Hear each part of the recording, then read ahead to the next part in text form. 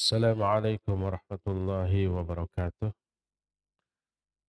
Alhamdulillahilladzi arsala rasulahu bil huda wa dinil haqq liyudhhirahu 'alad dini kullihi walau karihal musyrikun wa asyhadu an la ilaha illallah wahdahu la syarika lah wa asyhadu anna Muhammadan 'abduhu wa rasuluh ya ayyuhalladzina amanu taqullaha haqqa tuqatih wa la tamutunna illa wa antum muslimun wa ba'd. Hadirin jamaah Masjid Agung Al-Ukhwah Bandung yang Allah muliakan, juga para pendengar Radio Tarbiyah Sunnah Bandung, pendengar Radio Roja di mana saja Anda berada, pendengar radio-radio lain, pemirsa Roja TV dan beberapa TV lain serta para netizen. Alhamdulillah kita kembali berjumpa membahas khusus Kamis kedua pengajian khusus muslimah yang diselenggarakan oleh Radio Roja Cilengsi tetapi bertempat di Bandung ini. Kita sudah membahas min afatil lisan, beberapa penyimpangan lisan. Ada yang penyimpangan lisan itu sampai kepada syirik atau kufur. Contoh-contohnya sudah kita berikan. Ada yang hanya sampai bid'ah dan ada yang sampai maksiat. Di antara bentuk penyimpangan lisan yang sifatnya maksiat adalah pertama, ghibah. Ghibah didefinisikan oleh Rasul alaihi salatu wassalam dalam hadis sahih riwayat Imam Muslim, diterima dari Al-Ala dari bapaknya dari Abu Hurairah radhiyallahu an. Berkata Rasul sallallahu alaihi wasallam, "Atadruna mal ghibah?" Tahukah kalian apakah ghibah itu? Qalu, para sahabat menjawab, Allahu wa rasuluhu a'lam. Allah dan Rasulnya yang lebih tahu. Qala, lalu Nabi SAW bersabda, Dzikruka akhaka bima yakrah. Ghibah adalah engkau menceritakan perihal saudaramu dengan perkara yang dia tidak suka engkau menceritakan. Qila, ada yang bertanya, afara'aita in kana fi akhi ma aqul? Bagaimana pendapatmu bila dalam diri saudaraku itu terdapat aib yang aku omongkan? Memang dia sesuai fakta. Maka dijawab, in kana fihi ma taqul faqad tabtahu wa illam yakun fihi faqad bahattahu. Kalau di dalam diri saudaramu ada keburukan yang kamu omongkan, berarti kamu telah menggibahinya. Kalau tidak ada, berarti kamu sudah berbuat buhtan. Bahasa kitanya, buhtan itu fitnah. Mengungkap aib orang lain, padahal aib itu tidak dimiliki oleh orang itu. Ngarang-ngarang keburukan tentang diri seseorang. Dan ini lebih besar dosanya. Berdasarkan hal itu, ghibah itu baik sedikit ataupun banyak haram. Aisyah radhiyallahu anha pernah menggibahi madunya, Sofiyah.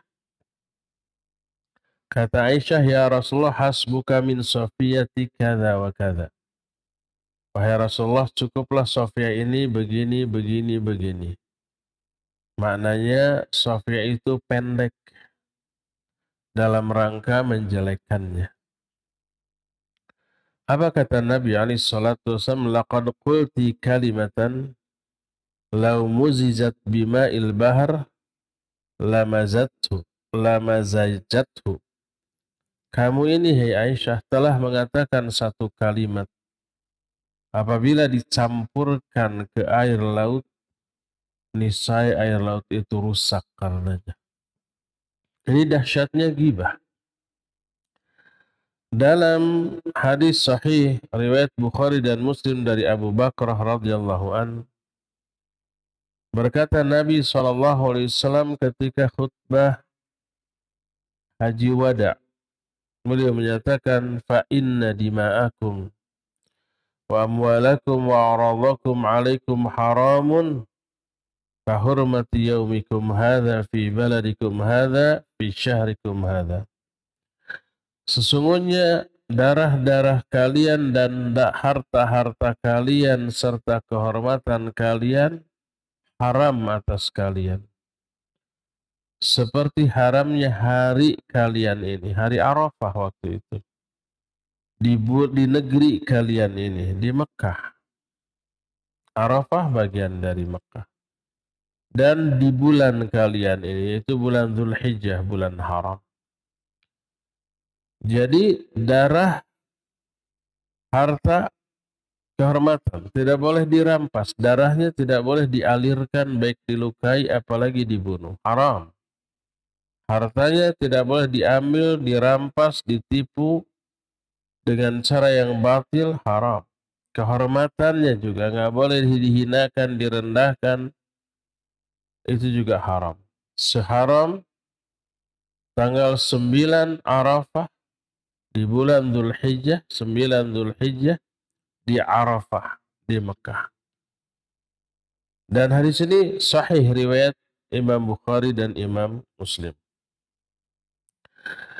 Suatu saat Ibnu Umar radhiyallahu anhuma menjelaskan sa'ada Rasulullah sallallahu alaihi wasallam al-mimbar fanada bi sautin rafi'.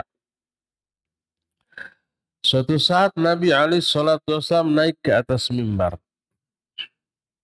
Lalu beliau berseru dengan suara yang tinggi. Ya ma'syara man amana bilisanih wa lam yufdil imanu ila qalbih. La tu'dhul muslimin wa la tu'ayyiruhum wa la tattabi'u awratihim. Fa innahu man tatabba'a awrata akhihi al-muslim tatabba'a Allahu awratah wa man tatabba'a Allahu awratahu yafdahu walau fi jawfi ri'lih. Kata Nabi SAW, wahai orang-orang yang hanya baru beriman dengan lisannya, tapi iman itu belum menembus hatinya. Hanya baru di mulut itu imannya, belum sampai ke hati. Siapa? Yaitu jangan kalian menyakiti sesama muslim. Jangan mencela mereka. Jangan mencari-cari aurat, aib, kekurangan mereka. Lihat kalimat berikutnya. Al-jaza min jinsil amal. Balasan akan diberikan sesuai dengan jenis perbuatan. Kata Nabi SAW, siapa yang mengorek-ngorek, mencari-cari aurat saudaranya yang muslim, Allah akan korek-korek, Allah akan cari-cari aurat orang itu. Dan siapa orang yang dikorek auratnya oleh Allah, Allah akan bongkar auratnya tersebut. Walaupun di kegelapan malam yang kelam, tetap akan ditampakkan oleh Allah Subhanahu wa ta'ala. Di sini sahih diriwayatkan oleh Imam At-Tirmidzi dalam kitab Sunannya. Salah satu di antara sanksi yang akan diterima oleh orang-orang yang suka ghibah adalah diterangkan dalam hadis yang terdapat dalam kitab Musnad Ahmad dan Sunan Abu Daud dari Anas bin Malik radhiyallahu an. Berkata Rasul sallallahu alaihi wasallam, "Lamma urija bi marartu biqaumin lahum adfarum min nuhas yakhmushuna wujuhahum wa sudurahum faqultu man haula'i ya Jibril qala haula'i alladhina ya'kuluna luhuman nas wa yaqa'una fi aradihim. Ketika aku dimi'rajkan, aku berjumpa dengan satu kaum. Mereka memiliki kuku-kuku yang terbuat dari tembaga, tajam. Mereka cakar-cakarkan itu kuku ke wajah mereka dan ke dada-dada mereka. Berdarah, perih, sakit yang tak terkira. Aku bertanya, siapa mereka itu, wahai Jibril? Dijawab oleh Jibril alaihissalatu wassalam, merekalah orang-orang yang suka memakan daging-daging manusia dan merendahkan kehormatan mereka. Maksud memakan daging itu bukan makna yang sebenarnya dagingnya dikerat, dipasak, dimakan, tapi maksudnya menggibahi. Sejijik itu perbuatan gibah dalam pandangan Allah Azza wa Jalla disamakan dengan makan daging bangkai saudara yang sudah mati. Allah berfirman dalam surah Al-Hujurat, "Wala yaghtab ba'dukum ba'dha ayuhibbu ahadukum ay ya'kula lahma akhihi maitan fakarihtum." Jangan sebagian kalian menggibahi sebagian yang lain. Mau enggak salah seorang di antara kalian memakan daging bangkai saudara kalian yang sudah mati? Ada orang sudah mati dibiarkan membusuk, setelah membusuk kita makan. Jijik sekali. Seperti itulah jijiknya gibah dalam pandangan syariat. Makanya orang yang gibah disebut dengan sebutan orang yang memakan daging manusia. Dan kalau manusia tersebut seorang ulama, itu jauh lebih gede dosanya. Disebutkan bahwa daging para ulama itu lahmun masmumun, daging yang beracun. Kalau daging biasa dimakan, paling cuma jijik. Tapi kalau daging itu beracun, itu racunnya merusak seluruh tubuh orang yang memakannya. Maknanya menggibahi para ulama itu jauh lebih bahaya dan lebih besar dosanya serta lebih dahsyat azabnya. Salah satu jenis azab yang akan diberikan di alam kubur bagi orang-orang yang suka gibah, kukunya panjang terbuat dari tembaga, dia cakar-cakarkan kuku panjang yang tajam tersebut ke wajah dan ke dadanya. Dan hadis ini sah. Apakah seluruh gibah itu haram alias dilarang? Berkata Imam Al-Hafidh Ibnu Katsir rahimahullah dalam kitab tafsir, wal ghibah muharramatun bil ijma' wa la yustasna min dhalik illa ma rajahat maslahatuhu kama fil jarh wa ta'dil wan nasiha. Kata Imam Ibnu Katsir, ghibah itu haram secara ijma'. Tidak ada yang dikecualikan kecuali ghibah yang maslahatnya jelas. Manfaat. Dengan menggibahinya manfaat. Kalau tidak digibahi, madarat. Seperti apa yang dilakukan oleh para ulama hadis dalam jarh wa ta'dil. Jarh itu artinya mencela rawi, ta'dil itu artinya menganggap adil seorang rawi sehingga hadisnya boleh diambil. Kalau yang jarh, yang dijarah, yang dicela, maka tidak boleh diambil hadis. Dan ini dilakukan oleh para ulama kepada para ahli hadis yang meriwayatkan hadis yang mereka riwayatkan dengan mengatakan rawi ini kadzab, rawi ini mudallis, rawi ini sayyi'ul hifadz, dan seterusnya. Rawi ini pendusta, hadisnya tidak boleh diambil. Rawi ini mudallis, tidak boleh juga diambil. Rawi ini hafalannya buruk, suka lupa. Rawi ini wallah itu tukang bikin hadis-hadis palsu. Itu gibah bukan? Iya gibah. Tapi perlu dan jelas maslahat. Kalau tidak demikian, bercampurlah antara hadis sahih, dhaif, bahkan palsu, bahkan asal bahasa Arab aja disebut hadis. Kalau hadis-hadis bercampur antara yang sahih dan palsu, orang nggak peduli lagi asal hadis, asal bahasa Arab dianggap hadis, berubahlah agama ini. Akan bertambahlah ajaran dari agama ini dari apa yang dicontohkan oleh Rasul alaihi salatu wassalam. Maka ya boleh, karena jelas maslahatnya. Terus Nabi SAW ketika ada seseorang yang minta izin untuk bertemu. Orang ini terkenal fasik, muamalahnya buruk. Apabila tidak diizinkan bertemu dengan Nabi SAW, mungkin akan menebar fitnah, menebar keburukan. Maka beliau berkata, "I'dzanu lahu bi'sa akhul ashirah." Izinkan dia. Karena disebut bi'sa akhul ashirah, ini seburuk-buruk orang dalam bermuamalah. Nabi SAW menyatakan orang ini buruk muamalah. Makanya diizinkan. Kalau tidak diizinkan bisa menimbulkan keburukan.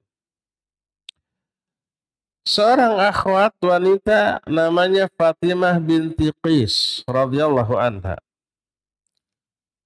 Dia ini dilamar oleh dua orang. Satu Muawiyah, satu Abu Jaham. Bingung mana yang harus dia pilih, Muawiyah atau Abu Jaham. Datanglah kepada Rasul sallallahu alaihi wasallam. Dua-duanya oleh Rasul sallallahu alaihi wasallam tidak direkomendasi. Suruh ditolak dengan menggibahi kedua-duanya.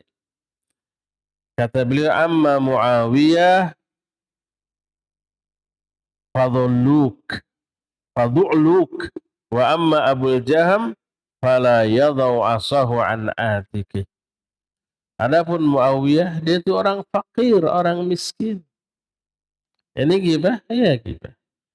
Adapun Abu Jaham, dia tidak pernah meletakkan tongkatnya dari pundaknya. Artinya suka memukul dia. Suka KDRT dia. Ini gibah? Ya ini gibah. Lalu Nabi SAW menyuruh wanita ini untuk menikah dengan lelaki lain yang ditunjuk dan jadi ke sana. Ini dibolehkan demi kemaslahatan. Berdasarkan hal itu, maka ada beberapa gibah yang memang diperbolehkan kalau maslahatnya jelas. Tapi sekali lagi, alasan bolehnya gibah tidak boleh subjektif, tidak boleh berdasarkan hawa nafsu. Kata Ustadz juga, sebenarnya bukan kata Ustadz, kata para ulama.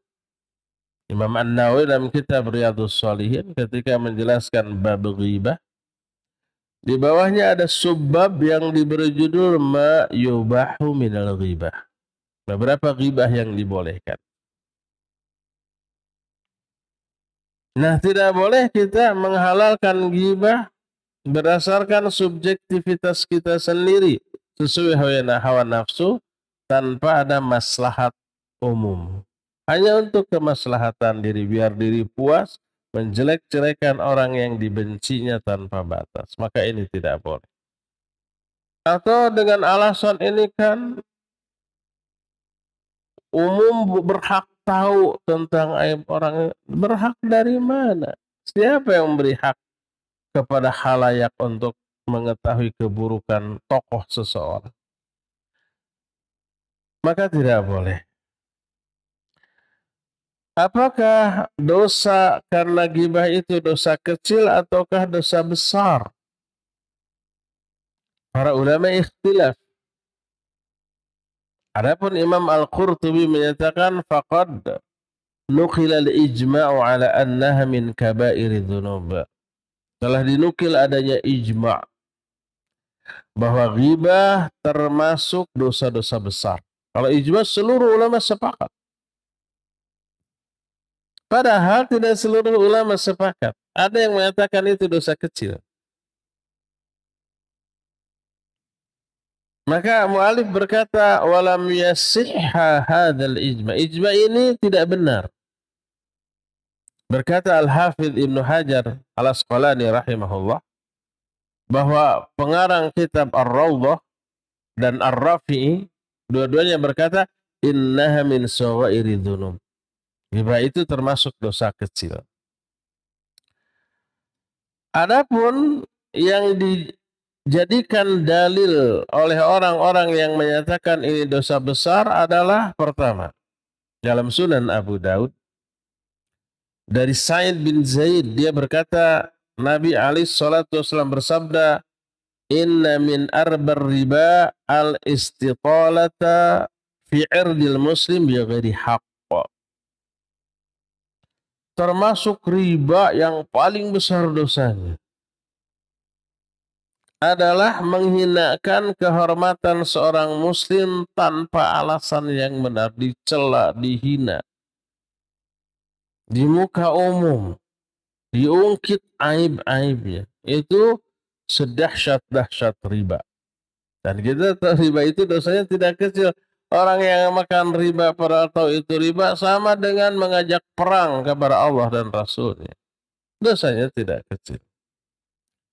Hadis tersebut sahih, terdapat dalam kitab Musnad Ahmad.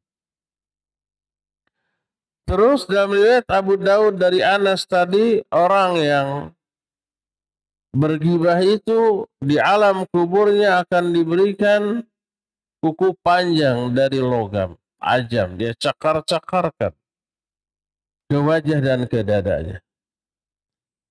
Dan ini menunjukkan kalau diazab dengan azab yang dahsyat di alam kubur, menunjukkan itu dosa besar. Itu baru di alam kubur. Di akhirat, di neraka jauh lebih dahsyat lagi. Sedangkan Imam Az-Zahabi dalam kitab Al-Kabair, beliau mendefinisikan atau memberi batasan dosa besar itu adalah dosa salah satunya. Dosa yang melanggar ayat atau melanggar hadis. Dosa yang diancam dengan azab kubur atau azab akhirat. Itu dosa besar. Ghibah melanggar ayat, melanggar hadis, diancam azab di alam kubur, di alam akhirat. Ini ayat yang dilanggar surah Al-Hujurat ayat 12. Wala yaghtab ba'dukum ba'dha. Ayuhibbu ahadukum ayyakula lahma akhihi maitan fakarihtumuh. Wattaqullah innallaha tawwabur rahim. Janganlah sebagian kalian menggibahi sebagian yang lain. Ini larangan. Suka nggak salah seorang di antara kalian memakan daging bangkai saudara yang sudah mati? Pasti dia tidak suka. Jadi pendapat yang lebih kuat, ya ghibah itu dosa besar. Karena melanggar ayat, melanggar hadis, terancam azab, azab di dunia, azab di alam kubur, azab di akhirat, tak diragukan lagi bahwa ini merupakan dosa besar. Apakah ghibah itu hanya dilakukan tanpa sepengetahuan orangnya, atau mengungkit aib orang dan orangnya ada di sana, apakah itu juga termasuk ghibah? Dibicarakan oleh para ulama. Zahir dari hadis bahwa ghibah itu dzikruka akhaka bima yakruh. Ghibah itu kamu menceritakan tentang saudaramu dan saudaramu itu tidak suka diceritakan demikian. Ini umum, baik diceritakannya di belakang orangnya ataupun di hadapan orangnya, sama. Maka dua-duanya ghibah. Ini menurut sebagian ulama. Tapi berkata Al-Hafidh Ibnu Hajar Al-Asqalani dalam kitab Fathul Bari Syarah Sahih Bukhari. Kata beliau, Al-Arjah ikhtisasuha bil ghaibah mura'atan li istiqaqiha wa bidzalika jazama ahlul lughah. Pendapat yang lebih kuat, ghibah itu dilakukan di belakang orang. Karena ghibah satu akar kata dengan ghaib. Ghaib itu artinya orangnya tidak ada di sana. Dan ini ditekankan oleh para ahli bahasa. Adapun kalau mengungkit aib seseorang di hadapan orangnya, maka bukan ghibah, tapi mencela atau menghina. Berkata Imam Ibnu Hajar, kata beliau, na'am, al-muwajah bima dzukira haramun li'annahu dakhilun fis sab wasyatam. Kalau berhadap-hadapan dengan orang yang lalu mengungkit aib orang itu haram, karena ini termasuk ke dalam sab dan syatam, mencela dan menghina. Jadi kalau di belakang orangnya disebut ghibah, kalau di hadapan orangnya disebut menghina atau mencela. Dua-duanya dosa besar dan dua-duanya terlarang. Allah berfirman dalam Al-Quran surah Al-Hujurat ayat yang ke-11, Ya ayyuhalladzina amanu la yaskhara qaumum min qaumin asa an yakunu khairan minhum wala nisa'un min nisa' asa an yakunna khairan minhun wala talmizu anfusakum wala tanabazu bil alqab. Hai orang-orang yang beriman, janganlah sebagian kalian menghina sebagian yang lain, karena boleh jadi yang dihina lebih baik daripada yang menghina. Maksud menghina adalah mengungkit aib orang itu di hadapan orang. Wala nisa'un min nisa', juga para wanita dikhususkan nih, karena yang paling hobi begini para wanita. Jangan menghina wanita lain, karena boleh jadi yang dihina lebih baik daripada yang menghina. Wala talmizu anfusakum wala tanabazu bil alqab. Termasuk di antara reng-rengan menghina ini adalah memberi gelar-gelar yang buruk. Walaupun gelar buruk itu diambil dari realita yang ada pada diri orang itu. Disebut si hitam karena memang hitam. Disebut si jeding karena memang jeding. Disebut si endut karena memang endut. Disebut macam-macam sebutan buruk. Maka itu termasuk di antara reng-rengan menghina, maka dibahas dalam satu ayat yang sama. Pas bicara ghibah di ayat yang ke-12-nya. Jadi mengungkit aib orang di hadapan orangnya dianggap menghina atau melecehkan, merendahkan. Kalau di belakang orangnya disebut dengan sebutan ghibah. Dua-duanya tidak boleh. Nah, ini tidak hanya di Indonesia, ternyata berkata mu'alif wal ghibah fi zamanina asbahat fakihatan kathira minan nisa'i min nisa'il yaum illa man rahimahullah fal wajibu alaina al istislam bi syar'i rabbina. Ghibah di zaman sekarang sudah menjadi hidangan bagi para wanita di zaman kini. 9, 10, 11 dibahas di dalam setiap pertemuan. Kecuali orang-orang yang Allah rahmati, maka wajib bagi kita untuk pasrah terhadap syariat Allah dengan mentaatinya. Apa syariat Allah yang berkaitan dengan hal ini lihat. Pertama Al-Ahzab 36. Allah berfirman, "Wa ma kana lil mu'minin wala mu'minatin idza qala Allahu wa rasuluhu amran ay yakuna lahumul khiyaratu min amrihim. Wa may ya'sillaha wa rasulahu faqad dhalla dhalalan mubina." Tidaklah layak bagi seorang mukmin lelaki, mukmin perempuan, bila Allah dan Rasulnya menetapkan satu ketetapan, satu urusan, mereka memilih ketetapan lain di luar ketetapan Allah dan Rasulnya. Seperti haramnya ghibah, haramnya mencela, haramnya menghina. Ini ketetapan Allah dan Rasul. Mereka memilih ketetapan lain yang menganggap halal.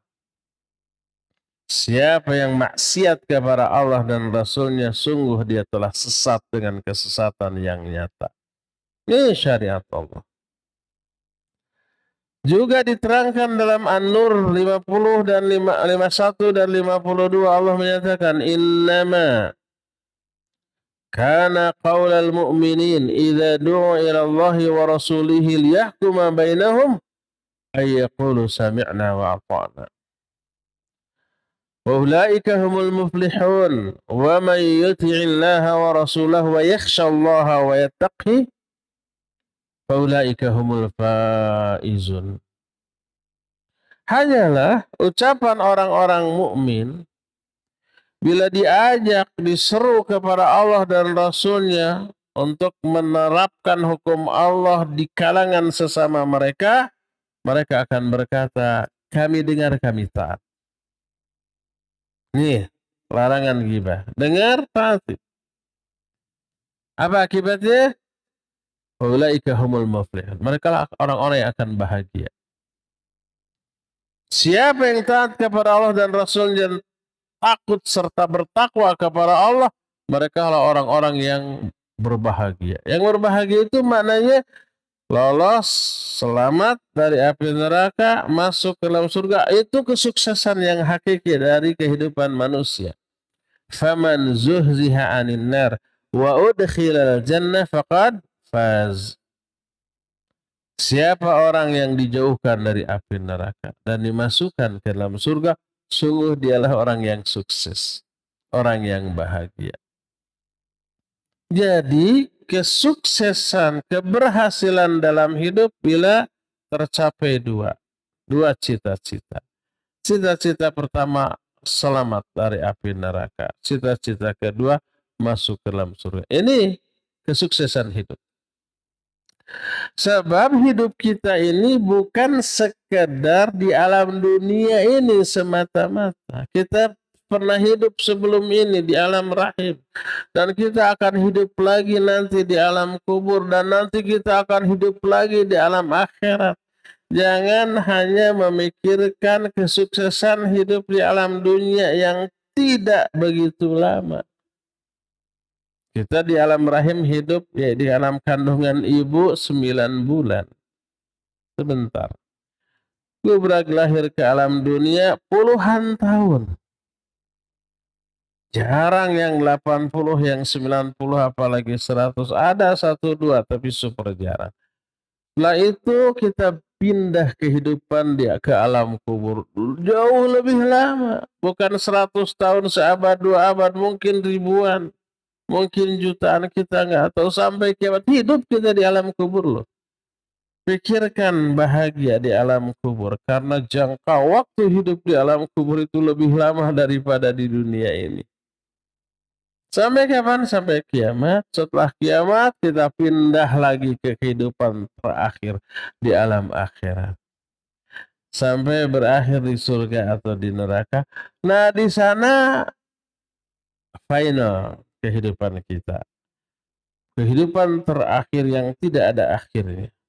Alam yang sebenarnya akan kita tempati dari seluruh perjalanan hidup kita. Nah, di sana kehidupan yang sebenarnya. Tak ada akhirnya. Akhirat. Allah berfirman, "Wa inna daral akhirata lahiyal hayawan." Sesungguhnya negeri akhirat itulah kehidupan yang sebenarnya. Sukses hidup itu kalau selamat di sana. Selamat dari neraka, masuk ke dalam surga. Sukses.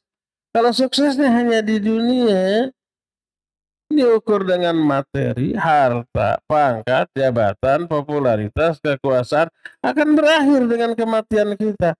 Setelah berakhir masuk ke alam kubur, seluruh yang kita miliki di dunia tadi, harta, jabatan, pangkat, kekuasaan, akan jadi beban di alam kubur, beban di akhirat, hisabnya berat. Jadi ukuran sukses dari kehidupan manusia nanti di sana, bukan di sini. Di sini masih sementara, cuma puluhan tahun. Yang lama di alam barzah, lebih lama lagi abadi di akhirat nanti. Dalam An-Nisa 65, Allah Azza wa Jalla berfirman, "Fala wa rabbik la yu'minuna hatta yuhaqqimuka fima syajara bainahum, thumma la yajidu fi anfusihim harajan mimma qadait wa yusallimu taslima." Demi Rabbmu, demi Allah, manusia tidak beriman, tidak dianggap beriman sampai mereka menjadikan engkau, hei Muhammad, sebagai hakim dalam perkara yang diperselisihkan di antara mereka, lalu mereka tidak merasakan keberatan sedikit pun dalam hati-hati mereka tentang apa yang engkau tetapkan, dan pasrah kepada ketetapanmu dengan sepasrah-pasrahnya. Ayat itu pun secara gamblang menyatakan ketetapan Allah dan Rasulnya ini menjadi ukuran bagi keimanan seseorang. Tidak beriman sebelum menjadikan engkau, hai Muhammad SAW, sebagai hakim. Dan lapang dada, legowo menerimanya. Rela, ikhlas, sepenuh hati. Tidak ada keberatan sedikit pun tentang ketetapan syariat tersebut. Juga Al-A'raf ayat 3, Allah berfirman, "Ittabi'u ma unzila ilaikum min rabbikum wa la tattabi'u min dunihi awliya qalilan ma tadhakkarun." Ikuti oleh kalian apa yang diturunkan kepada kalian dari Rabb kalian, dan jangan mengikuti wali lain selain Allah. Sedikit sekali di antara kalian yang mengambil pelajaran dari hal ini. Wa ma ataakumur rasul fakhudhuhu wa ma nahakum anhu fantahu. Apa saja yang ditetapkan oleh Rasul kepada kalian, ambil. Apa yang dilarang, jauhi sejauh-jauhnya. Itu berapa ayat Allah yang menjelaskan syariat Allah terhadap kita, yang wajib untuk kita ikuti dan pasrah secara total kepada aturan ini, termasuk dalam hal larangan ghibah, menyakiti sama muslim. Maka jangan sekali-kali kita menyerupai ahli kitab. Kita mengatakan sami'na wa ata'na, mereka sami'na wa asoyna. Kami dengar tapi kami nggak mau taat. Kami dengar tapi kami durhakai aturan tersebut. Berdasarkan hal itulah, maka termasuk dalam perkara ghibah ini pun adalah perkara yang tidak enteng, tidak kecil, termasuk di antara salah satu penyimpangan dari lisan kita, lidah kita yang kelak akan dimintai pertanggungjawabannya oleh Allah Subhanahu wa Ta'ala. Bagaimana sekarang cara taubat dari ghibah? Berkata Imam Ibnu Qayyim rahmatullahi alaih dalam kitab Al-Wabilus Sayyib, halaman 131. Beliau menukil salah satu hadis dari Nabi SAW bahwa kafarat dari ghibah itu memintakan ampun untuk orang yang kita ghibahi.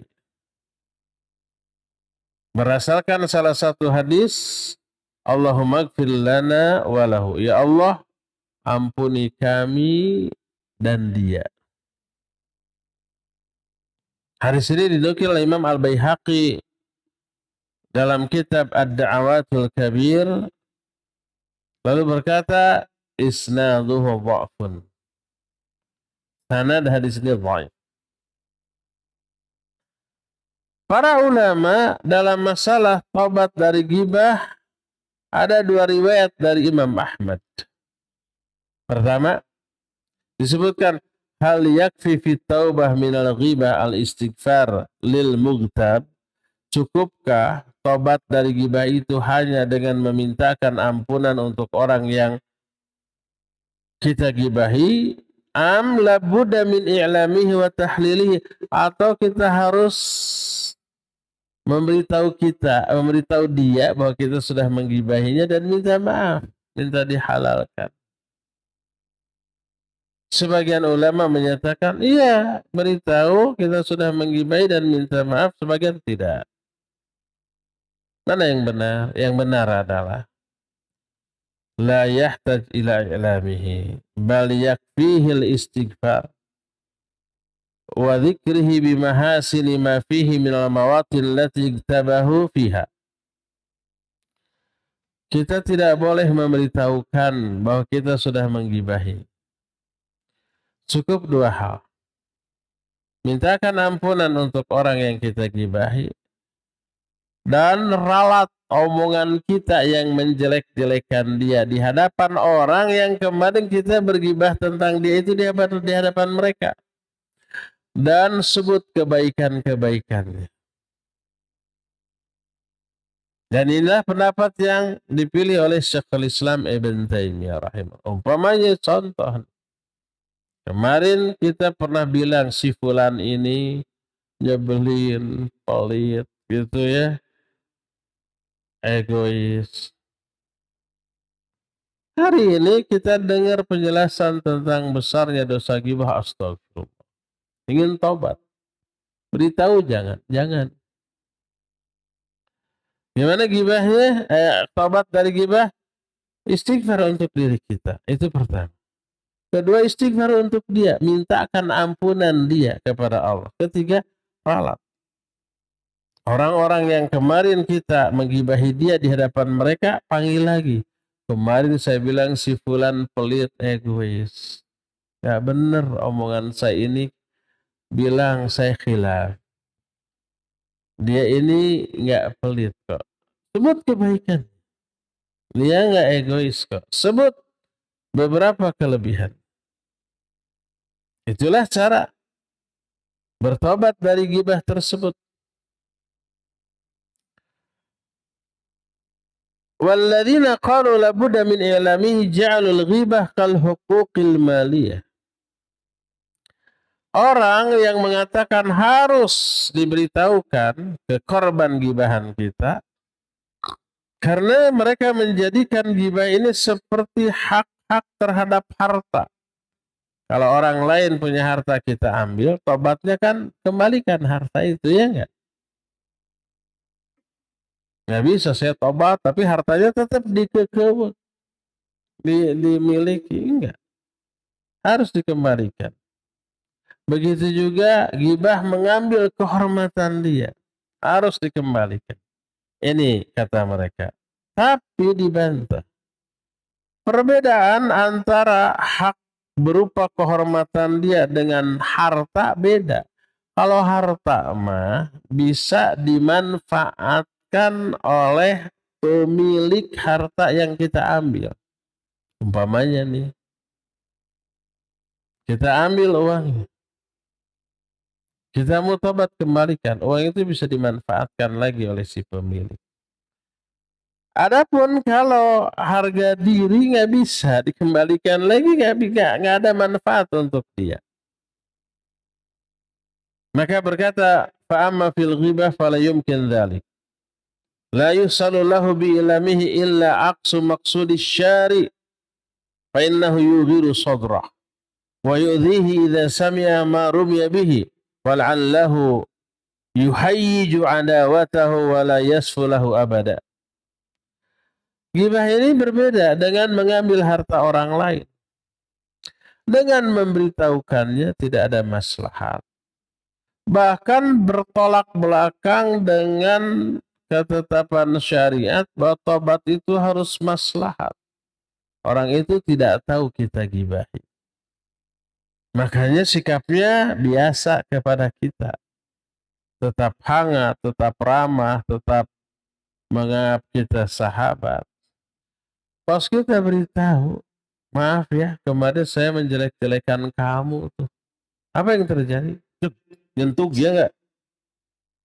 Bisa jengkel, kesel, mangkel, kemudian bisa marah dan tak mustahil melahirkan dendam, kesumat, permusuhan yang tidak bisa dipadamkan seumur hidup. Bisa merusak. Maka jangan diberitahukan bahwa kita menggibahnya. Memberitahukannya berarti menyakiti dua kali. Pertama menyakiti ketika menggibahinya, kedua ketika memberitahukan gibahan. Dan bisa menimbulkan madarat yang lebih besar daripada tidak memberitahukan. Kecuali apabila gibahan kita ini telah terdengar oleh yang bersangkutan. Dia sudah mendengar kita menggibahinya. Sampai nyari-nyari, mana si fulan nih? Jelek-jelekin saya. Ya, harus gentle. Jangan lari, aduh, takut diapa-apain lalu menghindar. Gentle.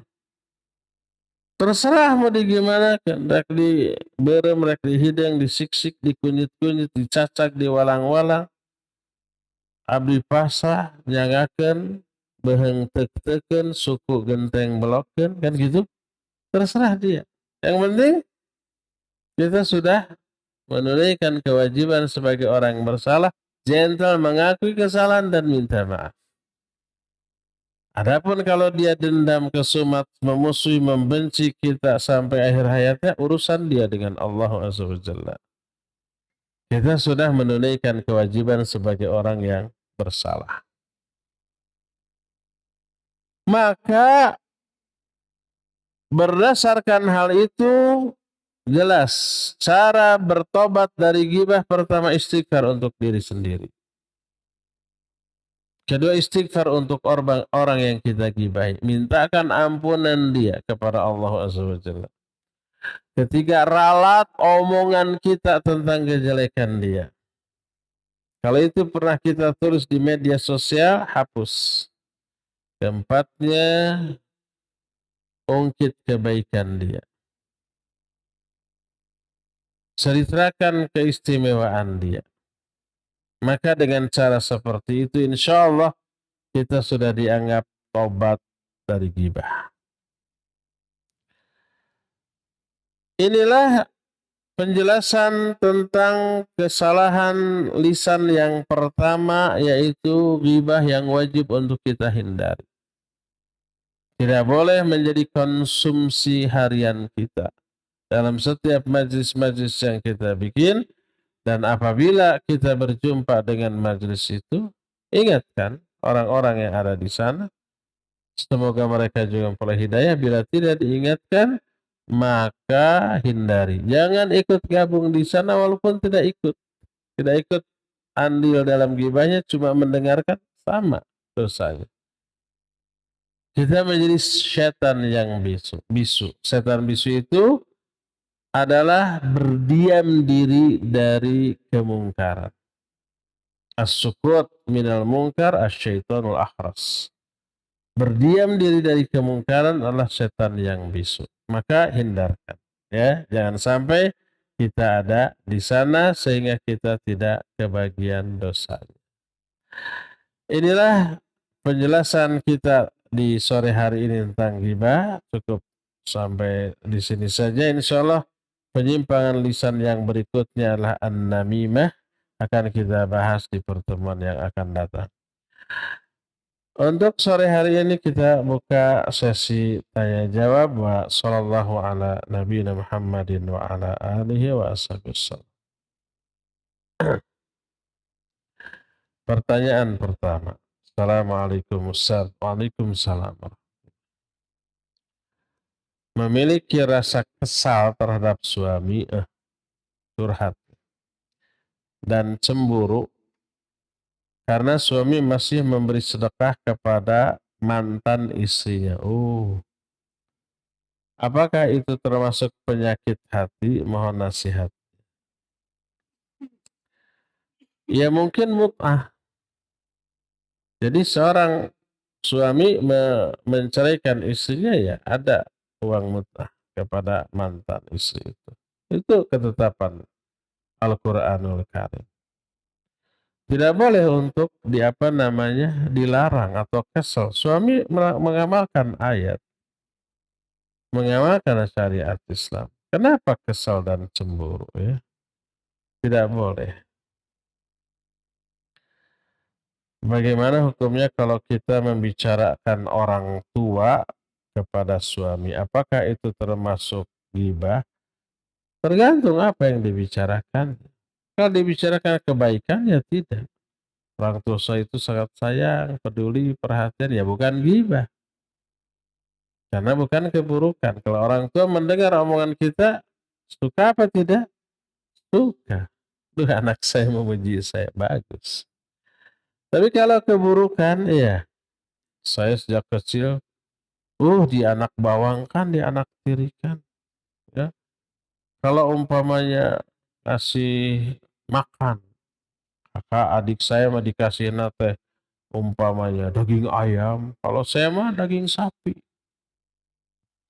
Saya merasa dianak tirikan. Dalam rangka menyalahkan orang tua. Padahal daging sapi lebih bagus daripada daging ayam, ya. Lebih mahal lah minimal, ya. Saya nggak tahu kandungan gizi. Dan orang tua tidak suka kalau itu mendengar, yaitu ghibah, tidak boleh.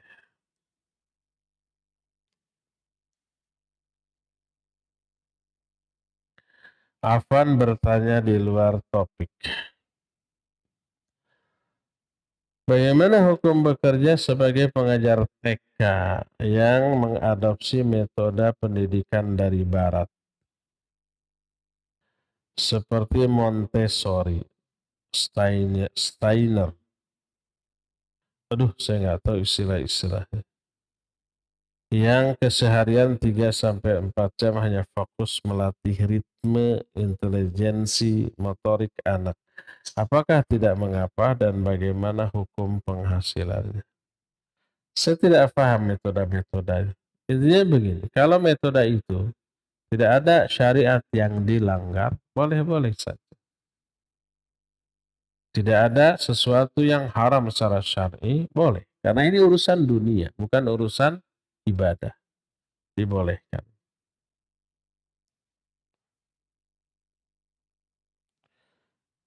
Apakah berdosa membatasi ngobrol bersama ibu, mendiamkan atau tidak mengajak ngobrol? Karena setiap berinteraksi seringkali omongan ibu banyak negatif, kasar, dan menyakiti anak, dan berlangsung sejak kecil. Dan untuk menghindari konflik lebih baik diam. Mohon nasihat. Ya, jadi itu yang disebut faliyakul khairan aw liyasmut. Man kana yu'minu billahi wal yawmil akhir faliyakul khairan aw liyasmut. Siapa yang beriman kepada Allah dan hari akhir, bicaralah yang baik atau diam. Kalau kita tidak mampu berbicara yang baik, jangan dia bicara yang buruk, lebih baik diam. Kalau ngobrol dengan siapapun, dengan orang tua, dengan kakak, dengan guru, isinya buruk, kita pernah mengingatkan malah disemprot, dimarahi, dibaudan, dicemberutin gitu, ya. Maka minimalisirlah obrolan dengan mereka seperlunya saja. Jadi menghindari kezaliman, kemungkaran lebih baik daripada berdiam diri di hadapan orang yang berbuat kemungkaran dan kita tidak mampu mengingkari. Hindarkan. Dibolehkan.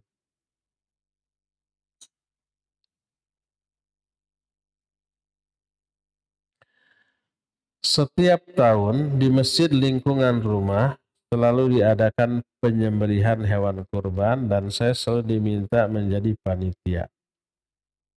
Setiap selesai penyembelihan, para panitia selalu menyisakan kulit hewan-hewan kurban untuk dijual ke penadah kulit yang biasa datang ke lokasi penyembelihan dengan alasan hasil penjualan kulit tadi untuk tambah-tambah biaya operasional.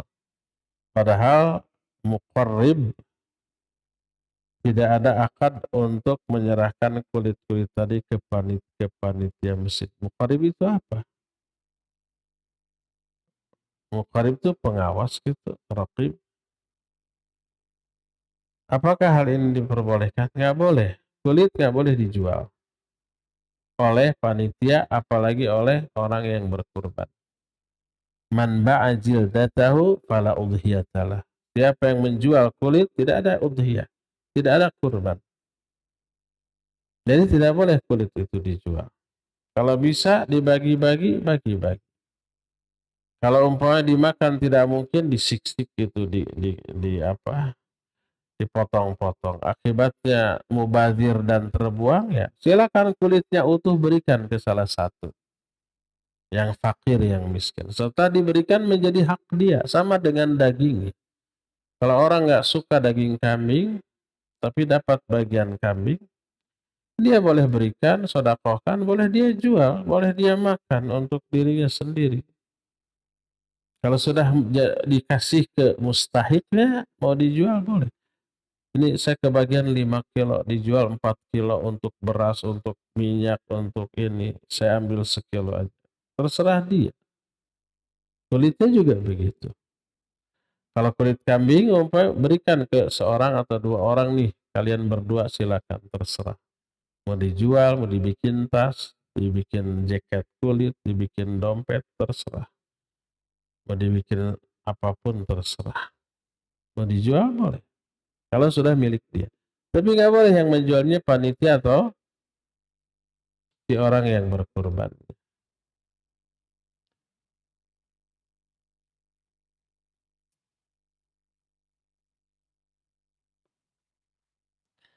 Alhamdulillah, anak punya beberapa karyawan. Anak sering dengar mereka saling menggibahi. Kok alhamdulillah? Alhamdulillah, anak punya beberapa karyawan yang anak sering dengar mereka saling menggibahi. Innalillahi dong. Saling menggibahi temannya. Anak pernah menegur mereka dan ngasih tahu mereka, jangan selalu menggibah. Tapi sampai sekarang anak masih dengar mereka masih suka menggibah. Apakah anak berdosa kalau anak membiarkannya karena sebelumnya anak sudah memperingatnya? Enggak, tetap berdosa kalau membiarkan. Sudah kapok, sudah bosan. Enggak boleh bosan dalam beramar ma'ruf nahi munkar. Setiap dengar gibah, ingatkan. Bila perlu begini, siapa yang menggibah potong gaji. Bisa? Bisa. Kenapa? Karena apa namanya? Ada kerugian yang diderita oleh perusahaan tempat mereka bekerja. Apa kerugian? Kalau saling menggibahi, hubungan antar sama karyawan jadi jelek. Suasana kerja jadi nggak kondusif. Akhirnya tak mustahil salah seorang di antara mereka nggak betah karena sering dibully, digibahi, keluar. Berpengaruh nggak kepada perusahaan? Berpengaruh. Bilang, kalau kalian saling menggibahi, nanti saling benci, saling memusuhi, itu kerjasama akan terganggu. Kinerja kalian akan menjadi jelek. Kondisi kerja kurang terasa nyaman dan saya yang rugi gitu. Maka siapa yang menggibahi orang lain ada hukuman. Apa aja hukuman? Di SP gitu. Ingat di sini kerja, jangan gibah. Gibah merusak suasana. Bilang seperti. Jadi ada dampak buruk dari gibah mereka terhadap keuntungan perusahaan. 1 tahun lalu, Ana memiliki aib. Emang sekarang enggak gitu? dan ana sudah bertobat dari itu. Namun qadarullah seorang dengan sengaja membuka aib itu, dan aib itu meluas kepada sama ikhwan seolah aib itu baru hangat atau terjadi. Mohon nasihatnya, anak capek tiap kali ada ikhwan bertanya, anak harus sampaikan apa? Padahal aib harus dijaga. Iya, sabar aku menghadiri. Mungkin Allah ingin mengurangi azab bagi kita di akhirat dengan diberi azab di dunia dalam bentuk dibongkar aibnya kepada sama manusia. Orang yang membongkar aibnya nanti dia punya dosa jariah loh. Dia ngomong ke si A ngomong ke si B. Maksud si A ngomong ke si B, orang yang pertama kali ngasih tahu kebagian dosanya. Si B ke si C, terus sampai ke si Z. Yang pertama kali mengumbar aibnya ini, dia memikul dosa semuanya tanpa mengurangi dosa masing-masing mereka sedikit pun. Kita yang digibahinya gugur dosa. Setiap ada orang yang zalim, termasuk menggibahi kita, gugur dosa kita. Itu kasih sayang Allah. Tanpa harus tobat, dosa itu gugur karena digibahi. Karena dijelek-jelekan. Jadi seperti itu. Kalau ada yang bertanya, tabayun, klarifikasi boleh. Itu setahun yang lalu, sekarang anak wallahi sudah tobat. Nah, seperti itu. Terakhir,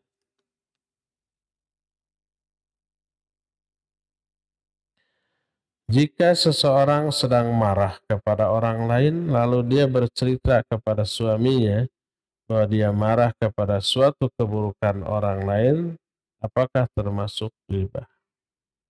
Ia menceritakan keburukan orang lain, walaupun keburukan itu fakta.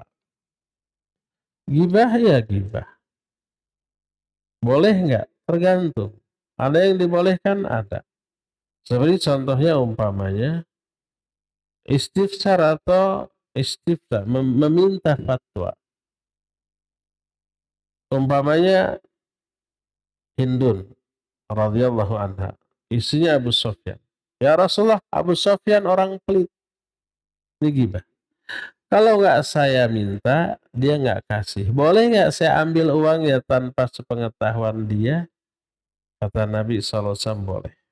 Itu ghibah? Ya ghibah. Tapi dalam rangka istifta. Istifta itu meminta fatwa. Dan fatwa datanya harus lengkap. Nggak boleh ada yang disembunyikan agar fatwanya benar. Maka dibolehkan. Walaupun harus dengan menyebut nama orang. Seperti umpamanya untuk mencegah kejahatan seseorang. Kita lapor polisi. Ketika polisi bertanya siapa orangnya dan apa kejahatan, afwan, saya nggak mau gibah. Jangan nawan lapor. Ya harus disampaikan si fulan kejahatannya ini. Untuk apa? Untuk mencegah kejahatan berikutnya yang dilakukan oleh orang itu. Ya boleh. Kalau yang seperti itu ya. Jadi kalau curhat atau menggibahi orang itu ada maslahat. Seperti untuk meminta fatwa, tapi ke orang yang tepat. Ke orang yang berilmu. Seperti umpamanya meminta perlindungan atau agar menghentikan kedoliman seorang seperti ke polisi, boleh. Tapi ke sekedar curhat ke orang yang tidak tepat asal plong gitu ya, nggak ada solusi ya, tidak ada apa namanya maslahat, hanya ngemplongnya hati, tapi kejahatannya tetap berjalan, maka itu tidak boleh. Itu termasuk ghibah yang dilarang ya. Wallahu a'lam. Cukup ya sampai di sini. Insyaallah besok hari Jumat sore kita kembali berjumpa membahas kitab Mukhtasar Ma'arijul Qabul di tempat ini waktu yang sama. Subhanakallahum bihamdik asyhadu an la ilaha illa anta astaghfiruka wa atubu ilaik. Walhamdulillahirabbil alamin. Wassalamualaikum warahmatullahi wabarakatuh.